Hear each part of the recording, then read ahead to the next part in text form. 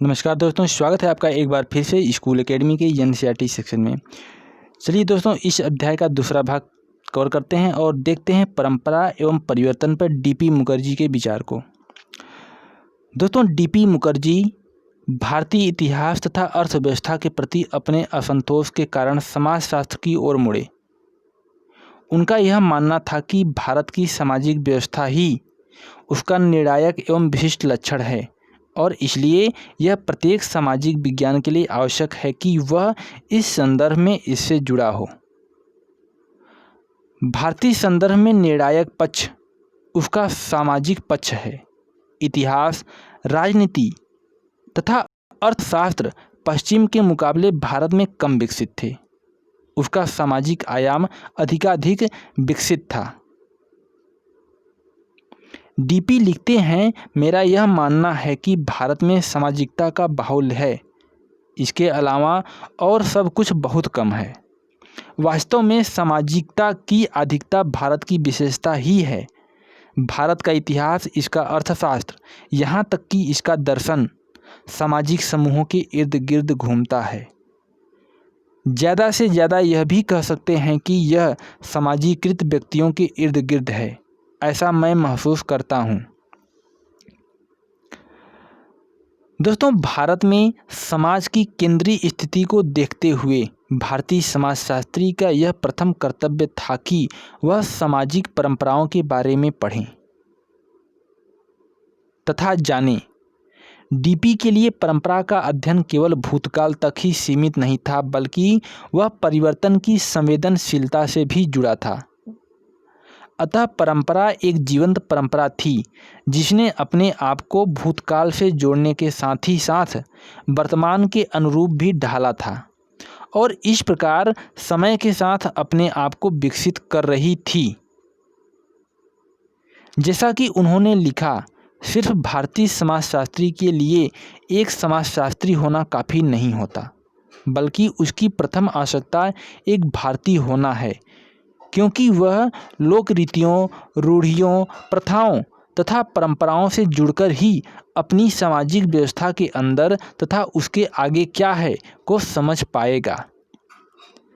इस विचार को ध्यान में रखते हुए उनका मानना था कि समाजशास्त्रियों को भाषा को सीखना तथा भाषा की उच्चता, निम्नता और संस्कृति की पहचान हो, न केवल संस्कृत, फारसी अथवा अरबी भाषाएं, बल्कि स्थानीय बोलियों की भी जानकारी हो। डीपी ने यह तर्क दिया कि भारतीय संस्कृति तथा समाज पाश्चात्य अर्थ में व्यक्तिवादी नहीं है। एक औसत भारतीय की आकांक्षाओं का रूप कम या अधिक उसके सामाजिक सांस्कृतिक वर्ग द्वारा तय किया जाता है और वह शायद ही उससे विचलित होता है। अतः भारतीय सामाजिक व्यवस्था की दिशा मुख्यतः समूह, संप्रदाय तथा जाति के क्रियाकलापों द्वारा निर्धारित होती है, न कि स्वैच्छिक व्यक्तिगत कार्यों द्वारा। हालांकि स्वैच्छिकता ने शहरी मध्यम वर्ग को प्रभावित करना शुरू कर दिया था, लेकिन इसके आने से भारतीय समाज को अध्ययन के लिए एक रोचक विषय मिल गया था। परंपरा शब्द का मूल अर्थ संचारित, प्रेषित करना है। डीपी ने इस ओर ध्यान आकर्षित किया। इसका समतुल्य संस्कृत शब्द परंपरा है, जो कि उत्तराधिकार अथवा आतिथ्य है, जिसका मूल आधार वही है जो इतिहास का है। अतः परंपरा की मजबूत जड़ें भूतकाल में होती हैं और उन्हें कहानियों तथा मिथकों द्वारा कहकर और सुनकर जीवित रखा जाता है। हालांकि परिवर्तन भी भूतकाल से उसके संबंध को नहीं तोड़ पाया, बल्कि यह अनुकूलन की प्रक्रिया को इंगित करता है। प्रत्येक समाज में परिवर्तन के आंतरिक तथा बाह्य स्रोत हमेशा मौजूद रहते हैं। पाश्चात्य समाज में आंतरिक परिवर्तन का अत्यधिक सामान्य स्रोत अर्थव्यवस्था है, परंतु यह भारत में उतना प्रभावशाली नहीं है। जैसा कि डीपी मानते थे कि भारतीय संदर्भ में वर्ग संघर्ष जाति परंपराओं से प्रभावित होता है और उसे अपने में सम्मिलित कर लेता है। भारत में नवीन वर्ग संघर्ष अभी स्पष्ट रूप से उभर कर नहीं आया है। इस समझ के आधार पर उन्होंने निष्कर्ष निकाला कि गत्यात्मक भारतीय समाजशास्त्र का सर्वप्रथम कार्य परिवर्तन के आंतरिक गैर आर्थिक कारणों को देखना होगा। डीपी की यह मान्यता थी कि भारतीय परंपरा में परिवर्तन के 3 सिद्धांतों को मान्यता दी गई है: श्रुति, स्मृति तथा अनुभव। इन सब में आखिरी अनुभव अथवा व्यक्तिगत अनुभव क्रांतिकारी सिद्धांत है। इसका अर्थ यह हुआ कि भारतीय समाज में परिवर्तन का सर्वप्रमुख सिद्धांत सामान्यीकृत अनुभव अथवा समूहों का सामूहिक अनुभव था। उच्च परंपराएं स्मृति तथा श्रुति में केंद्रित थी, परंतु समय समय पर उन्हें समूहों तथा संप्रदायों के सामूहिक अनुभवों द्वारा चुनौती दी जाती रही है। उदाहरण के लिए भक्ति आंदोलन। डीपी ने बल देकर कहा कि यह केवल हिंदुओं के लिए ही सही नहीं है, बल्कि भारत की इस्लामी संस्कृति के लिए भी सही है। भारतीय इस्लाम में सूफियों ने पवित्र ग्रंथों की अपेक्षा प्रेम तथा अनुभव पर अधिक बल दिया है, जिसने परिवर्तन लाने में महत्वपूर्ण भूमिका निभाई है। अतः डीपी के लिए भारतीय संदर्भ में बुद्धि, विचार परिवर्तन के लिए प्रभावशाली शक्ति नहीं है, बल्कि ऐतिहासिक रूप से अनुभव और प्रेम परिवर्तन के उत्कृष्ट कारक हैं। भारतीय संदर्भ में संघर्ष तथा विद्रोह सामूहिक अनुभवों के आधार पर कार्य करते हैं, परंतु परंपरा का लचीलापन इसका ध्यान रखता है कि संघर्ष का दबाव परंपराओं को बिना तोड़े उनमें परिवर्तन लाए।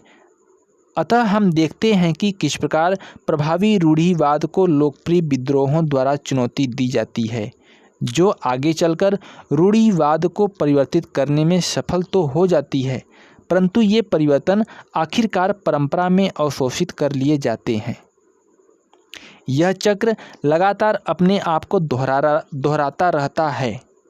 परिवर्तन की यह प्रक्रिया जहाँ संघर्ष परंपरा की सीमाओं में रहता है, ठेठ जातिगत समाज का लक्षण है। जहाँ वर्गों के बनने तथा वर्ग चेतना को अवरोधित कर दिया गया है। डीपी के परंपरा और परिवर्तन संबंधी विचारों ने पाश्चात्य देशों से बिना सोचे समझे बौद्धिक परंपराओं को ग्रहण करने के कारण विकास योजनाओं जैसे संदर्भों की भी आलोचना की। परंपरा को न तो पूजना चाहिए और न ही इसको अनदेखा करना चाहिए। ठीक उसी प्रकार जैसे आधुनिकता आवश्यक तो है, लेकिन अनुसंधानकरण के लिए नहीं। डीपी परंपरा के समीक्षक थे जो उन्हें विरासत में मिली थी, और साथ ही वे आधुनिकता के प्रशंसक आलोचक भी थे, जिसके कारण उनके स्वयं के बौद्धिक परिप्रेक्ष्य को आकार प्राप्त हुआ।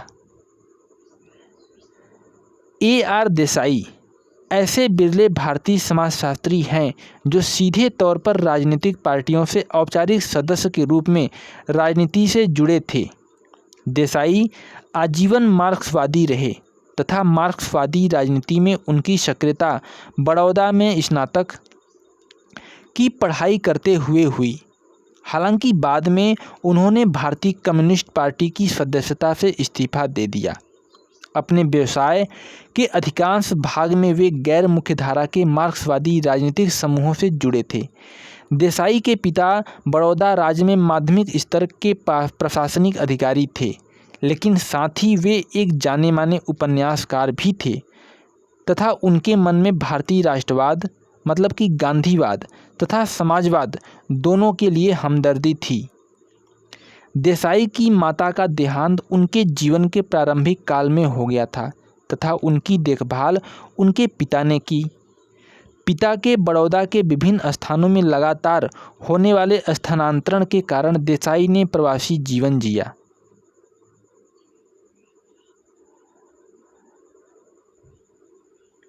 बड़ौदा में अपनी स्नातक की पढ़ाई पूरी करने के बाद देसाई ने बम्बई विश्वविद्यालय के समाजशास्त्र विभाग में प्रवेश लिया, जहां घुर्रे उनके गुरु थे।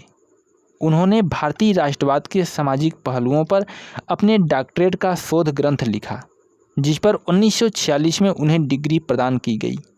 1948 में उनकी thesis the social background of Indian nationalism प्रकाशित हुई, जो उनके द्वारा किए गए कार्यों में सबसे बेहतरीन है। इस पुस्तक में देसाई ने भारतीय राष्ट्रवाद का मार्क्सवादी विश्लेषण किया, जिसमें आर्थिक प्रक्रियाओं एवं विभाजनों को महत्व दिया गया।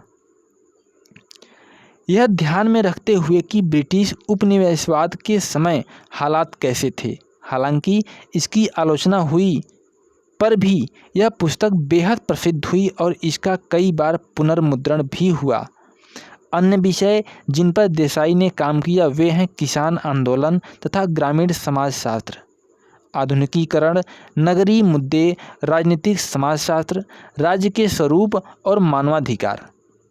क्योंकि मार्क्सवाद भारतीय समाजशास्त्र में बहुत प्रभावशाली या महत्वपूर्ण नहीं था, अतः AR देसाई को अपने विषय की तुलना में बाहर ज़्यादा नाम मिला। हालांकि देसाई को कई पदवियों से सम्मानित किया गया तथा वे इंडियन सोशियोलॉजिकल सोसाइटी के अध्यक्ष भी रहे। भारतीय समाजशास्त्र में देसाई एक अत्यंत प्रभावी व्यक्तित्व रहे। चलिए अब देखते हैं राज्य पर AR देसाई के विचार। आधुनिक पूंजीवादी राज्य एक महत्वपूर्ण विषय था जिसमें AR देसाई की रुचि थी। हमेशा की तरह इस विषय को समझने में भी उन्होंने मार्क्सवादी दृष्टिकोण अपनाया। The myth of the welfare state नामक निबंध में देसाई ने विस्तार पूर्वक इसकी विवेचनात्मक समीक्षा की है तथा इसकी कमियों की ओर ध्यान आकर्षित किया है। समाजशास्त्री साहित्य की प्रमुख परिभाषाओं को ध्यान में रखते हुए देसाई ने कल्याणकारी राज्य की निम्नलिखित विशेषताएं बताई। पहला है, कल्याणकारी राज्य एक सकारात्मक राज्य होता है। इसका अर्थ है कि वह उदारवादी राजनीति के शास्त्रीय सिद्धांत की लेसेज फेयर नीति से भिन्न होता है। कल्याणकारी राज्य केवल न्यूनतम कार्य ही नहीं करता जो कानून तथा व्यवस्था को बनाए रखने के लिए आवश्यक होते हैं, बल्कि कल्याणकारी राज्य हस्तक्षेपी राज्य होता है और समाज की बेहतरी के लिए सामाजिक नीतियों को तैयार तथा लागू करने के लिए अपनी शक्तियों का प्रयोग सक्रिय रूप से करता है। दूसरा है, कल्याणकारी राज्य लोकतांत्रिक राज्य होता है। कल्याणकारी राज्य के जन्म के लिए लोकतंत्र की एक अनिवार्य दशा होती है। औपचारिक लोकतांत्रिक संस्थाओं, विशेषकर बहुपार्टी चुनाव, कल्याणकारी राज्य की परिभाषिक विशेषता समझी जाती है। यही कारण है कि उदारवादी चिंतकों ने समाजवादी तथा कम्युनिस्ट राज्यों को इस परिभाषा से बाहर रखा है। कल्याणकारी राज्य की अर्थव्यवस्था मिश्रित होती है। मिश्रित अर्थव्यवस्था का अर्थ है ऐसी अर्थव्यवस्था जहां निजी पूंजीवादी कंपनियां तथा राज्य अपना सामूहिक कंपनियां दोनों साथ साथ कार्य करती हों। एक कल्याणकारी राज्य न तो पूंजीवादी बाजार को ही खत्म करना चाहता है और न ही यह उद्योगों तथा दूसरे क्षेत्रों में जनता को निवेश करने से रोकता है। कमोवेश कल्याणकारी राज्य जरूरत की वस्तुओं और सामाजिक अधिसंरचना पर ध्यान देता है, जबकि उपभोक्ता वस्तुओं पर निजी उद्योगों का वर्चस्व होता है। देसाई कुछ ऐसे तरीके बताते हैं जिसके आधार पर कल्याणकारी राज्य द्वारा किए गए कार्यों का परीक्षण किया जा सके। ये है, क्या कल्याणकारी राज्य गरीबी, सामाजिक भेदभाव से मुक्ति तथा अपने सभी नागरिकों की सुरक्षा का ध्यान रखता है? आय संबंधित असमानताओं को दूर करने के लिए पूर्ण कदम उठाता है, जैसे धन के जमाव को रोककर अथवा अमीरों की आय के कुछ भाग को गरीबों में पुनः बांटना आदि। अगला है, क्या कल्याणकारी राज्य अर्थव्यवस्था को इस प्रकार से परिवर्तित कराता है जहां पूंजीवादियों की अधिक से अधिक लाभ कमाने की प्रवृत्ति पर समाज की जरूरतों को ध्यान में रखते हुए रोक लगाई जा सकती हो। अगला है, क्या कल्याणकारी राज्य स्थायी विकास के लिए आर्थिक मंदी तथा तेजी से मुक्त व्यवस्था का ध्यान रखता है? अगला है, क्या यह सबके लिए रोजगार उपलब्ध कराता है?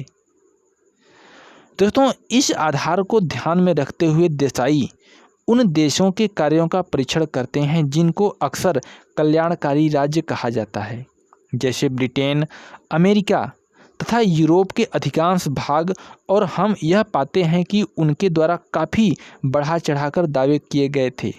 अतः अधिकांश आधुनिक पूंजीवादी राज्य, जहाँ तक कि विकसित देश भी, अपने नागरिकों को निम्नतम आर्थिक तथा सामाजिक सुरक्षा देने में असफल रहे हैं। वे आर्थिक असमानताओं को कम करने में सफल नहीं हो पाए हैं और अधिकांशतः उसे प्रोत्साहित ही करते हैं। तथा कथित कल्याणकारी राज्य बाजार के उतार चढ़ाव से मुक्त स्थायी विकास करने में भी असफल रहे हैं। अतिरिक्त धन की उपस्थिति तथा अत्यधिक बेरोजगारी इसकी कुछ अन्य असफलताएं हैं। अपने इन तर्कों के आधार पर देसाई ने यह निष्कर्ष निकाला कि कल्याणकारी राज्य की सोच एक भ्रम है। A.R. देसाई ने राज्य के मार्क्सवादी सिद्धांत पर भी लेखन कार्य किया। उनके इन लेखों में हम देख सकते हैं कि देसाई एकांकी दृष्टिकोण को लेकर नहीं चलते, बल्कि कम्युनिस्ट राज्यों की कमियों की आलोचना भी करते हैं। उन्होंने कई मार्क्सवादी चिंतकों के उदाहरणों द्वारा इस तथ्य पर बल दिया है कि कम्युनिज्म के तहत भी लोकतंत्र का महत्व होता है तथा राजनीतिक उदारता एवं कानून का राज प्रत्येक वास्तविक समाजवादी राज्य में बने रहना चाहिए।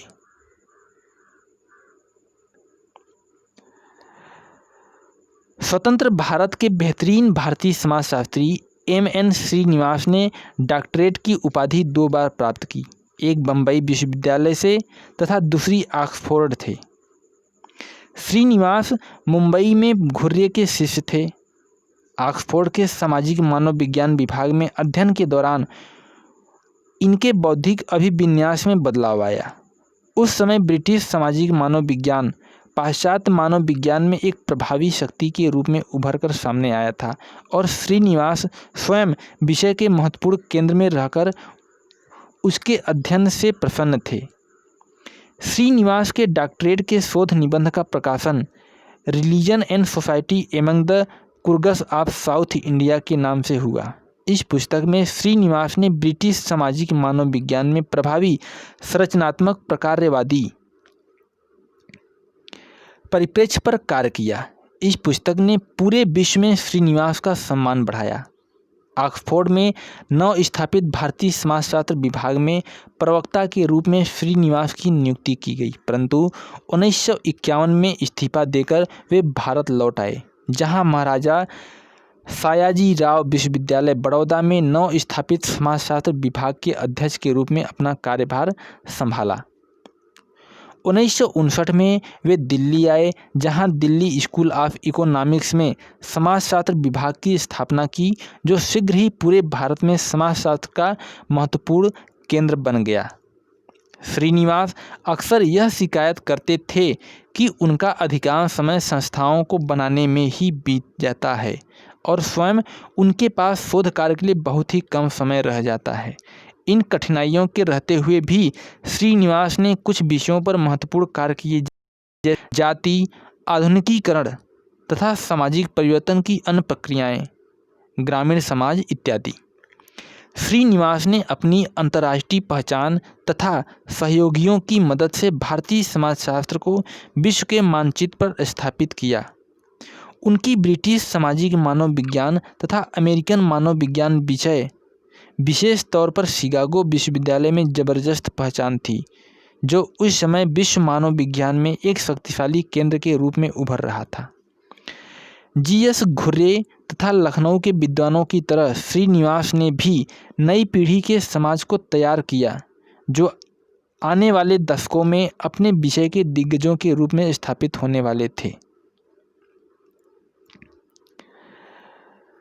M.N. श्रीनिवास के गांव संबंधी विचार हमारा अगला टॉपिक है। चलिए देखते हैं। M.N. श्रीनिवास की रुचि भारतीय गांव तथा ग्रामीण समाज में जीवन भर बनी रही। यद्यपि वे गांव में कई बार सर्वेक्षणों तथा साक्षात्कार के लिए जा चुके थे, लेकिन 1 वर्ष तक मैसूर के निकट के एक गांव में कार्य करने के पश्चात ही इन्हें ग्रामीण समाज के बारे में प्रत्यक्ष जानकारी प्राप्त हुई। गांव में रहकर कार्य करने का अनुभव इनके व्यवसाय तथा बौद्धिक विकास के लिए महत्वपूर्ण साबित हुआ। 1950 और 60 के दौरान श्रीनिवास ने ग्रामीण समाज से संबंधित विस्तृत नृजातीय ब्यौरों के लेखे जोखों को तैयार करने में सामूहिक परिश्रम को न केवल प्रोत्साहित किया बल्कि उसका समन्वय भी किया। श्रीनिवास ने AC दुबे तथा DN मजुमदार जैसे विद्वानों के साथ मिलकर भारतीय समाजशास्त्र में उस समय के ग्रामीण अध्ययन को प्रभावशाली बनाया। गांव पर श्रीनिवास द्वारा लिखे गए लेख मुख्यतः दो प्रकार के हैं। सर्वप्रथम गांवों में किए गए क्षेत्रीय कार्यों का निर्जातीय ब्यौरा और इन ब्यौरों पर परिचर्चा। द्वितीय प्रकार के लेखन में भारतीय गांव सामाजिक विश्लेषण की एक इकाई के रूप में कैसे कार्य करते हैं, इस पर ऐतिहासिक तथा अवधारणात्मक परिचर्चाएं। द्वितीय प्रकार के लेखन में गांव की एक अवधारणा के रूप में उनकी उपयोगिता के प्रश्न पर श्रीनिवास का विवाद हुआ। ग्रामीण अध्ययन के खिलाफ कुछ सामाजिक मानवशास्त्रियों जैसे लुई डीमो का मानना था कि जाति जैसी सामाजिक संस्थाएं गांव की तुलना में अधिक महत्वपूर्ण थी, क्योंकि गांव केवल कुछ लोगों का समूह था जो एक विशेष स्थान पर रहते थे। गांव बने रह सकते हैं या समाप्त हो सकते हैं और लोग एक गांव को छोड़ दूसरे गांव को जा सकते हैं, लेकिन उनकी सामाजिक संस्थाएं जैसे जाति अथवा धर्म सदैव उनके साथ रहते हैं और जहां वे जाते हैं वहां सक्रिय हो जाते हैं। इस कारण से डीमो का मानना था कि गांव को एक श्रेणी के रूप में महत्व देना गुमराह करने वाला हो सकता है। इसके विरुद्ध श्रीनिवास का यह मानना था कि गांव एक आवश्यक सामाजिक पहचान है। ऐतिहासिक साक्ष्य यह दिखाते हैं कि गांवों ने अपनी एक एकीकृत पहचान बनाई है और ग्रामीण एकता ग्रामीण सामाजिक जीवन में काफ़ी महत्वपूर्ण है। श्रीनिवास ने ब्रिटिश प्रशासक मानवविज्ञानियों की आलोचना की, जिन्होंने भारतीय गांव का स्थिर आत्मनिर्भर छोटे गणतंत्र के रूप में चित्रित किया था। ऐतिहासिक तथा सामाजिक साक्ष्य द्वारा श्रीनिवास ने यह दिखाया कि वास्तव में गांवों में महत्वपूर्ण परिवर्तन आए हैं, यहाँ तक कि गांव कभी भी आत्मनिर्भर नहीं थे और विभिन्न प्रकार के आर्थिक, सामाजिक तथा राजनीतिक संबंधों से क्षेत्रीय स्तर पर जुड़े हुए थे। गांव ग्रामीण शोध कार्यों के स्थल के रूप में भारतीय समाजशास्त्र को कई तरह से लाभान्वित करते हैं। इसने निर्जातीय शोध कार्य की पद्धति के महत्व से परिचित कराने का एक मौका दिया। नव स्वतंत्र राष्ट्र जब विकास की योजनाएं बना रहा था, ऐसे समय में इसने भारतीय गांवों में तीव्र गति से होने वाले सामाजिक परिवर्तन के बारे में आंखों देखी जानकारी दी। ग्रामीण भारत से संबंधित इन विविध जानकारियों की उस समय काफ़ी प्रशंसा हुई, क्योंकि नगरीय भारतीय तथा नीति निर्माता इससे अनुमान लगा सकते थे कि भारत के आंतरिक हिस्सों में क्या हो रहा था। इस प्रकार ग्रामीण अध्ययन ने समाजशास्त्र जैसे विषय को स्वतंत्र राज्य के परिप्रेक्ष्य में एक नई भूमिका दी। मात्र आदिम मानव के अध्ययन तक सीमित न रहकर इसे आधुनिकता की ओर बढ़ते समाज के लिए भी उपयोगी बनाया जा सकता है।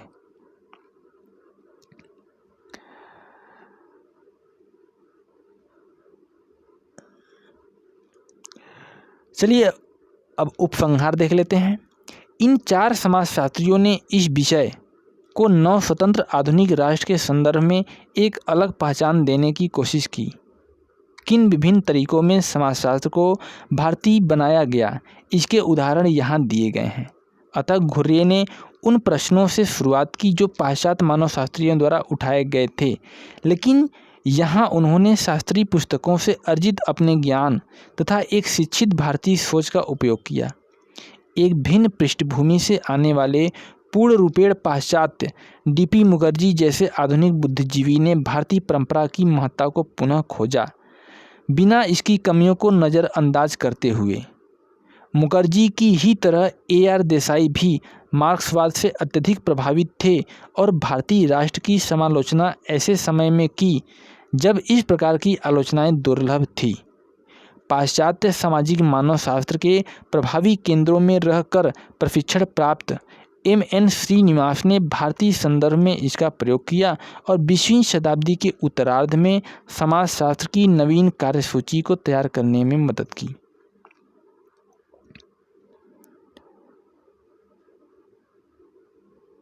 यह किसी भी विभाग की शक्ति के लिए शुभ लक्षण है जब उसकी एक पीढ़ी अपने पूर्वजों से ज्ञान पाकर उनसे भी आगे निकल जाती है।